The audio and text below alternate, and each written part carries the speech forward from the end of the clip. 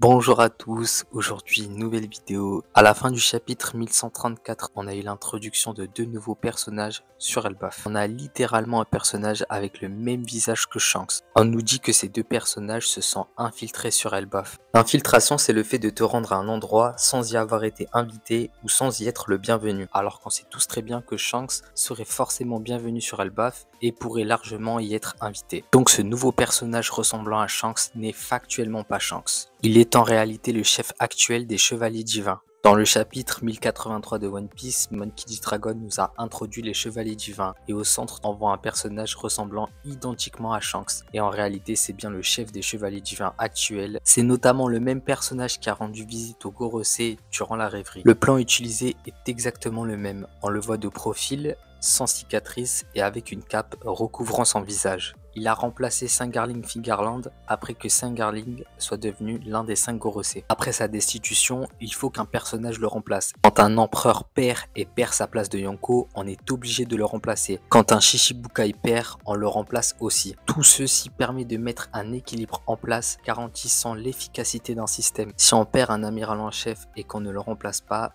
le système sera forcément corrompu et inefficace. Il est essentiel d'avoir un meneur pour avoir une organisation efficace.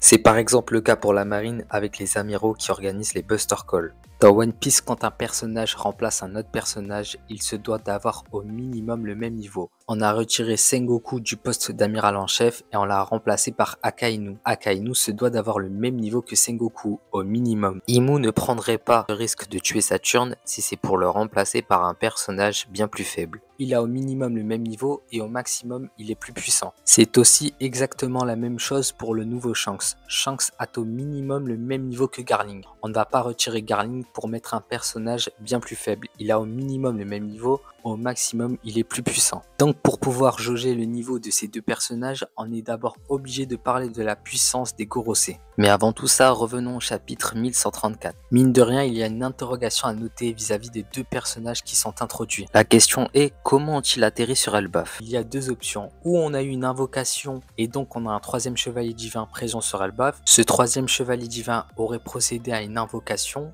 et donc ce chevalier divin serait un traître. Il n'aurait jamais pu venir à Elbaf sans se faire démasquer. Ils ont le HDO et si un personnage venait à essayer de s'infiltrer, ils auraient forcément dû le capter. On pourrait avoir un traître sur Elbaf, un personnage qui aurait fait une invocation comme Saturne qui avait invoqué les 4 autres membres des Gorosei. Saturne était obligé de venir sur le bateau de Kizaru pour pouvoir se rendre sur Egghead. Ce nouveau personnage introduit se doit d'être surpuissant. Il a au minimum le même niveau que Garling. Il y a de grandes chances pour que ce soit un très bon épéiste. Ça pourrait être un Shanks V2, un Shanks qui a ses deux bras et qui a une maîtrise de l'épée supérieure à celle de Shanks. Maintenant parlons des Gorosei, car j'ai dit précédemment que Garling a au minimum le niveau des Gorosei. Prenons par exemple uniquement Warcuri. Warcuri, très gros HDR mental, il impacte fortement l'environnement avec son HDR. Ensuite, très grosse résistance, et je pense qu'il a une dureté supérieure à celle de Kaido. Luffy utilise le Red Rock contre Kaido et lui inflige de gros dégâts.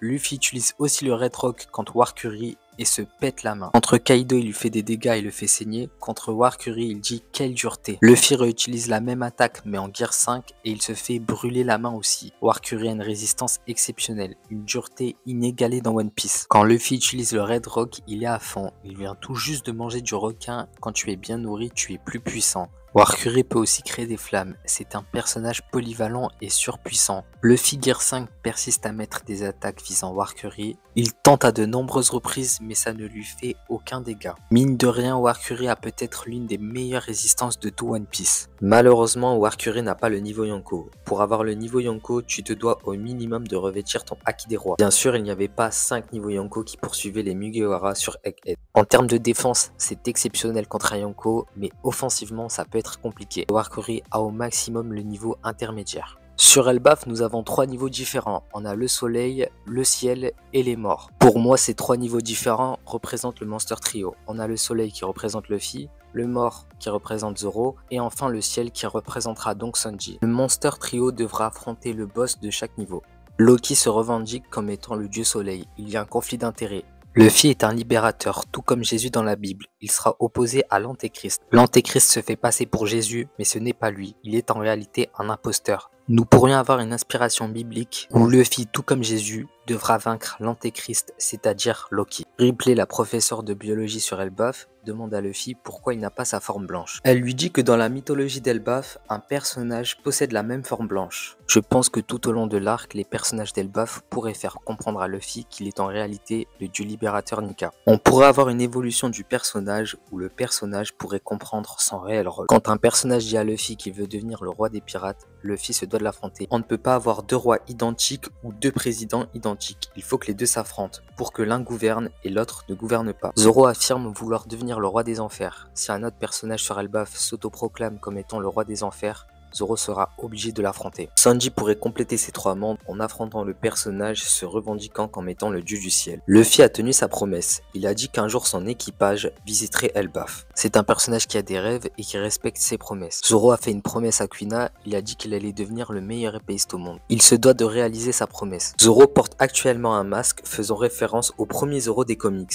Je pense qu'après cet arc, il pourrait passer de Kengo à Daikengo, c'est-à-dire maître épéiste à grand maître épéiste. Depuis Hyuzu, il n'a affronté aucun épéiste étant fier de suivre la voie du sabre. Il n'a affronté aucun personnage se revendiquant comme étant le futur meilleur épéiste au monde. Mine de rien, il a fait une promesse à Kuina. Il se doit d'affronter un personnage qui possède la même ambition que lui, c'est-à-dire devenir le meilleur épéiste au monde. Je pense que ça pourrait être intéressant que le frère de Shanks revendique ce titre. Dise, moi je suis un épéiste puissant. Le masque de Zoro pourrait être un foreshadowing annonçant le futur grade de Daikengo pour Oronoa Zoro. Si t'as kiffé cette vidéo, n'hésite pas à liker et t'abonner et n'oublie surtout pas, la justice l'emportera.